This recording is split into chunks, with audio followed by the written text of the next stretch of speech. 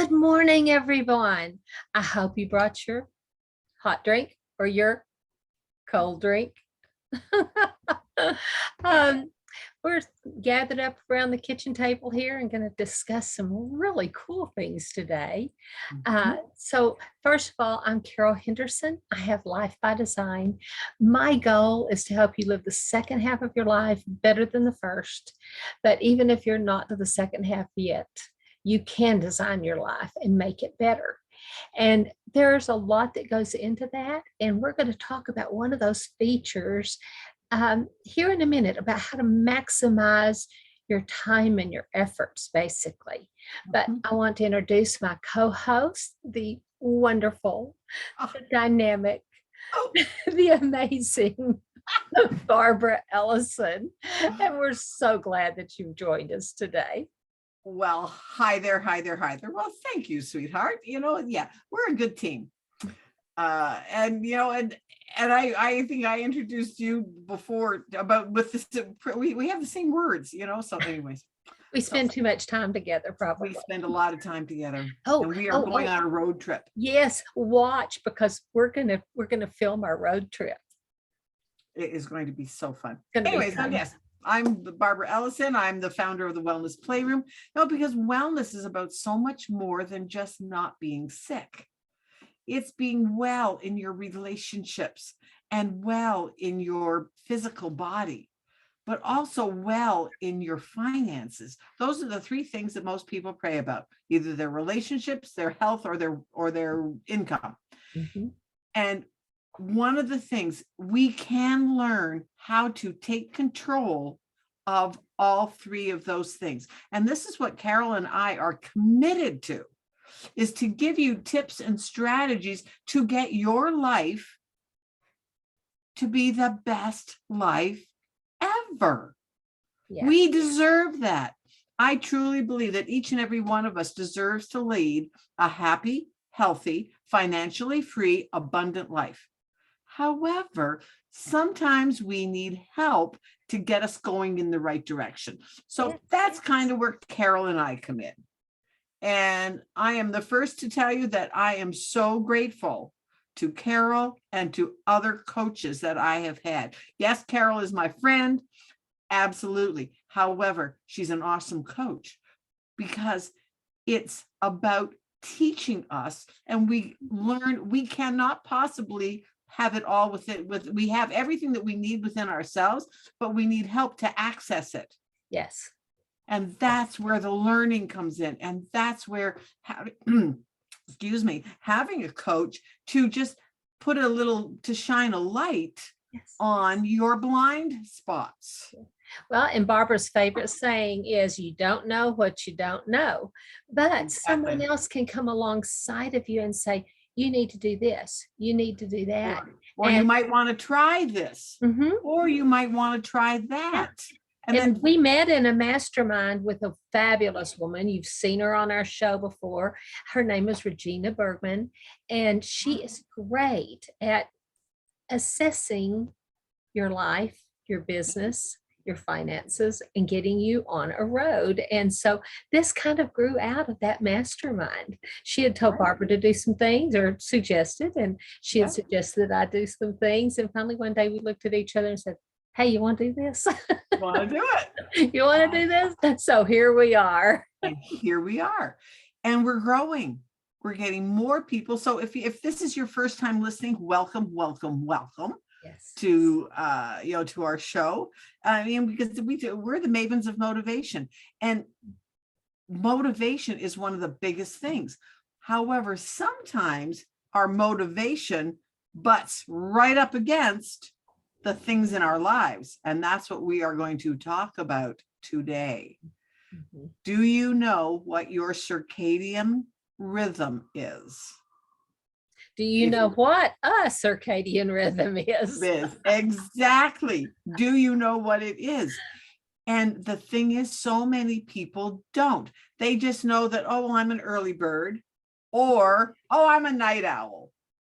Well, that's what we're talking about. The thing is, though, sometimes people try to force themselves to go against their circadian rhythm. Or try to force others.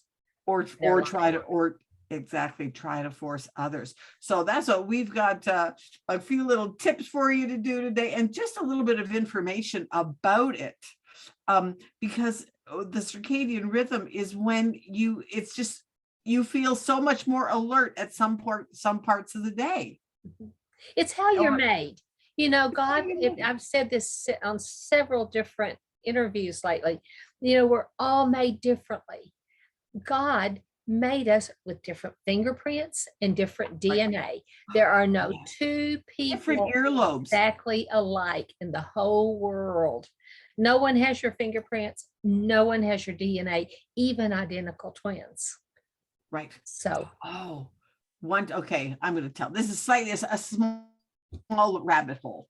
Okay. And I can't remember their names, where they were the quintuplets. There was 5 of them.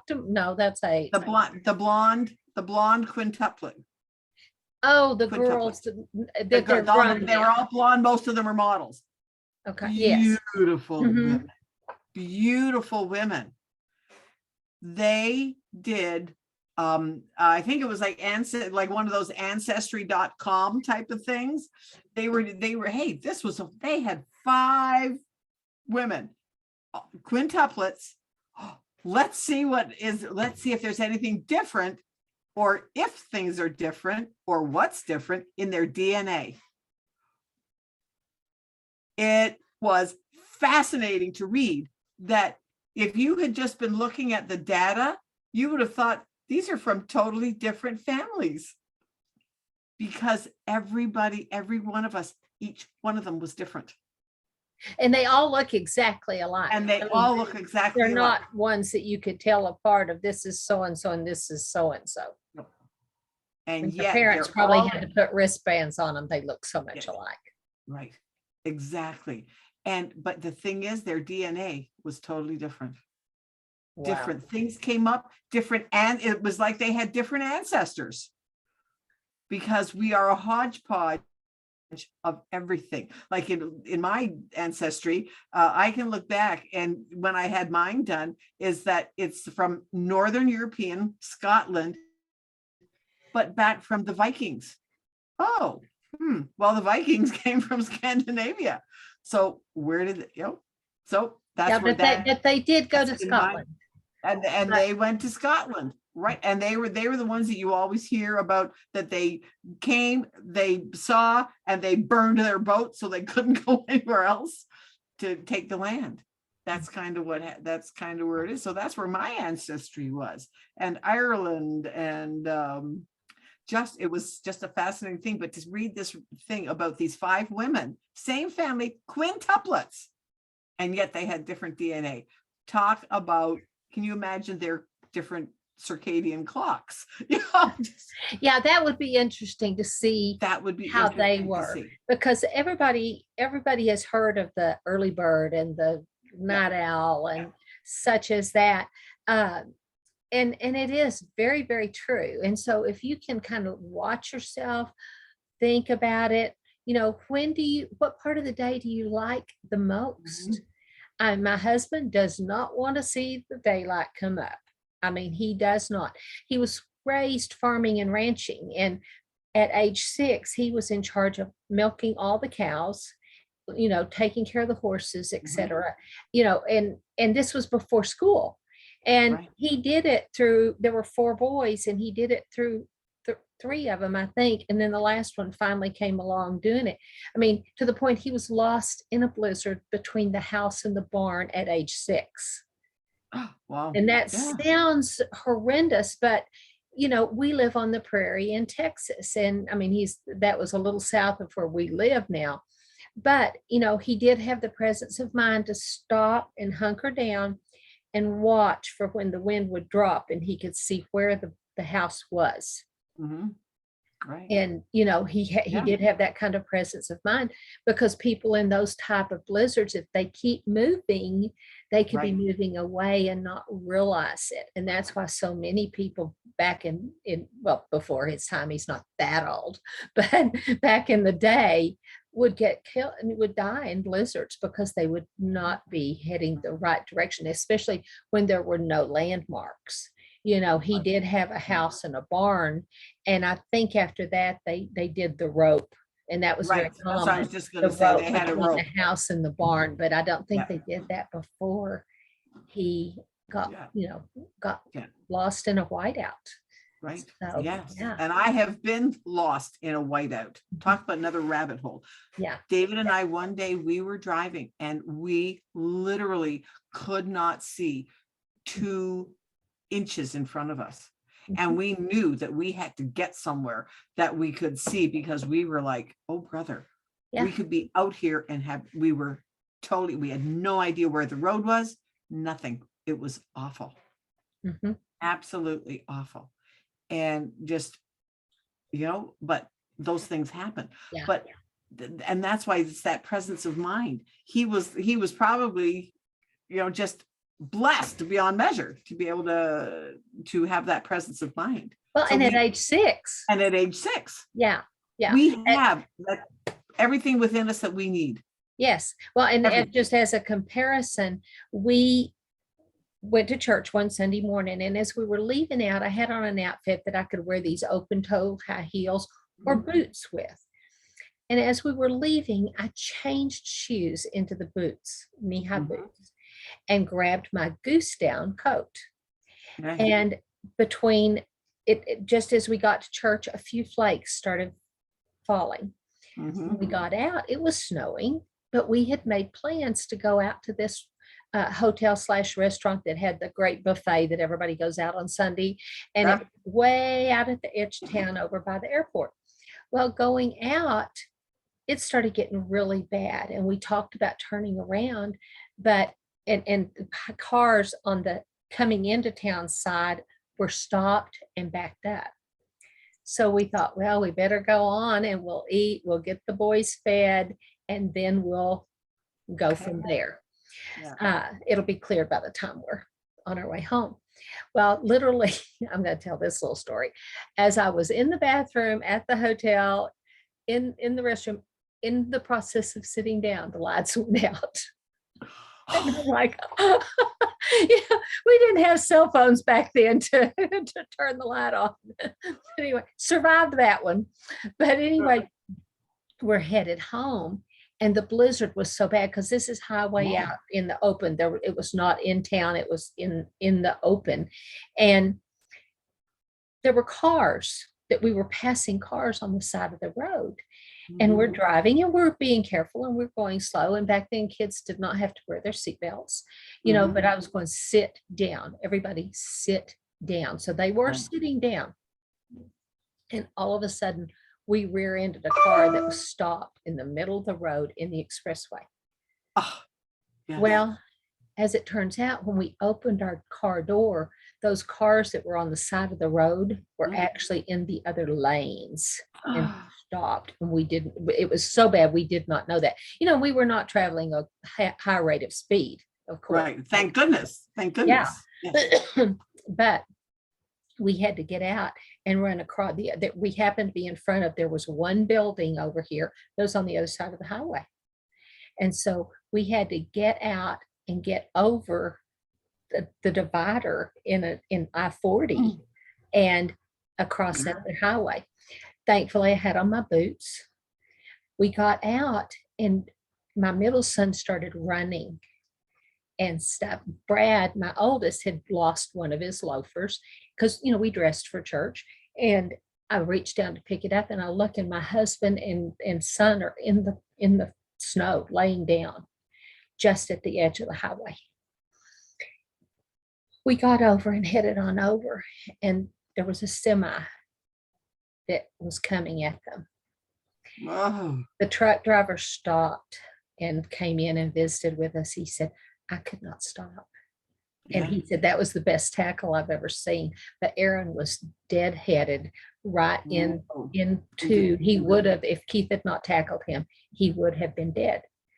But there's the difference between a child, and he was 5, 6, 7, so he was in like early elementary school. In fact, I would say they're 6, 7, and 8. That's how close my boys are. But anyway, and so we're in there, and I heard the lady say she's bleeding and does not know it and stuff. And I had smashed up my face, I had smashed up my knee. But when we went to look at the car later on, it was just like, oh my goodness. It totaled the car, but there was blood everywhere where one of the boys had a bloody nose. And but it was just, it could have been so much worse blood, but anyway. And so, but there's a difference in presence of mind in a tragic set. And for my husband to have the presence of mind to chase him down, and because that particular son, when he gets in a situation, he runs, and that was his personality. But and all of a sudden Keith looked, and he would turn, that one started running, and he just, chased him and tackled him in the snow. But the snow was already deep, just in that hour or so that we had eaten. Exactly. 150 car pileup on I-40. February 26th.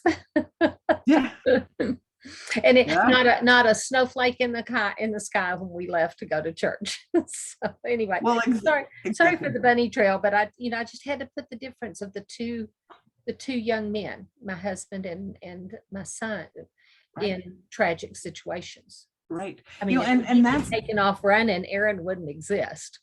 Right. And the thing is, that is what the difference in people. So that's where, like, bringing it back to the circadian clock. Don't ever judge yourself by somebody else. Right. Like a friend of mine this morning, we were chatting, and I said, well, I was up exercising at 5 o'clock this morning. I'm an early bird.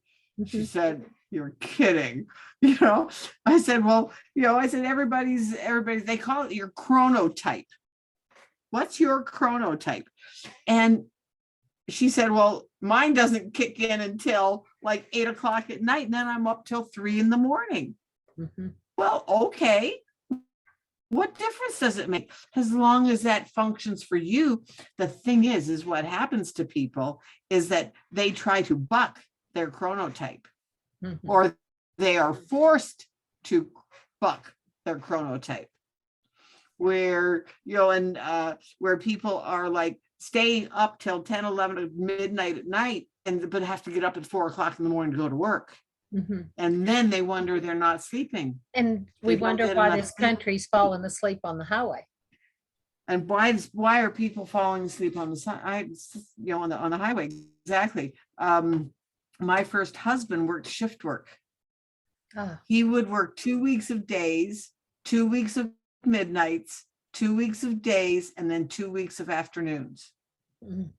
It messed up his clock for years after that. Yeah, it does. Years after that. Because it takes several days. One of the tips, though, if you do have to change your clock, if you do have to do it that it's going to be like on a more regular basis, start setting your alarm, and you have to get up earlier. Start setting your alarm 15 minutes, 15 minutes, 15 minutes, 15 minutes, and do that for at least a week. And that's a good thing with your kids when they go back to school. They'll be going back to school in another month or so. And that's one of the things I taught my models and my moms, is to do that to help the kids to get ready for school. Yeah. But to suddenly do it in one day. Yeah. And one of the things I have to admit, I have a house full of, I have teenagers. And in fact, I was saying yesterday to somebody that sometimes I looked at her son and I said, so are you one of those teenagers that gets up at 1 and 2 in the morning and cooks? He looks at me and he said, oh yeah. They get up in the middle of the night, cook, but then sleep till noon. See, even as a teenager, I couldn't sleep till noon. I was typically up by 9. Even as a teenager. I do remember one night cooking late, but I had a friend over, and we were frying up tortillas into chips and stuff. But that was a very unusual thing to do that. And so it was just, but the thing is though, and I think you were the one that told me this, is that what is it about needing more sleep? Teenagers need more sleep than a toddler. We think about infants needing a lot of sleep and toddlers needing a lot of sleep. Actually, the most sleep that you need, number one is infants, number two is teenagers, and then toddlers. But they don't really, but their bodies are growing and changing so much and so quickly, and they don't know it. So they try to stay up, they try to push themselves. And that's why so many of them have issues with school, with grades, with, you know, being grumpy. I mean, think how grumpy you are when you don't get any sleep. Yep. And that's one of the things that I really talked to. And lack of sleep can cause you to be shorter.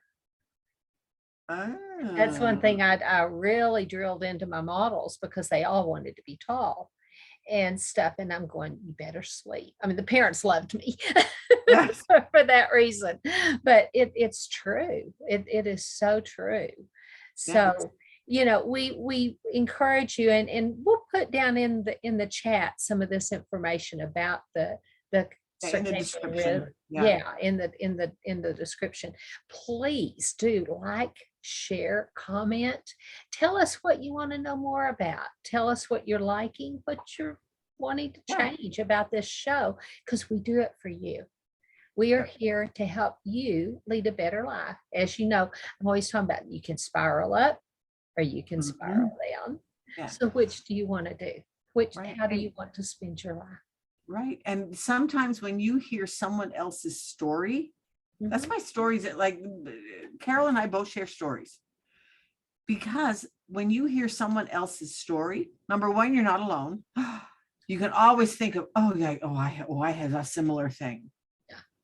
You know, you don't have exactly, but I had a similar thing, and this is how I reacted, or this is that, you know, yours turned out well, mine didn't turn out so well, but I'm not alone in that. That's why stories are so important. So if you yourself have a story to tell, then let us know. Yeah. In fact, I talked to a gal today and I said, well, have you ever been on a podcast? She said, no. I said, well, is that something that you would like to get the message out of what you do? She went, and I said, well, let's do it. Because just to get your story out. It's so important. Be sure to go watch Thoughtful Thursdays. We have an amazing young man that I think is going to be on this week. We do pre-tape those shows because we have 3 or 4 schedules to coordinate. So we do pre-tape those, but his story is so exciting. I think he's on next Thursday, a week from this Thursday. But anyway, so be watching for him, because we have some great people on our show, absolutely great people on our show. And we actually are looking at doing a couple of series about different things, and that may end up over on the Aging Experts channel. Please tell people about that channel. Tell people about this channel, and live your best life now, because life can be delicious. Exactly. You can lead a happy, healthy, financially free, abundant life. Amen. Amen. We will see y'all next week. See you next week. Have a good one. Bye.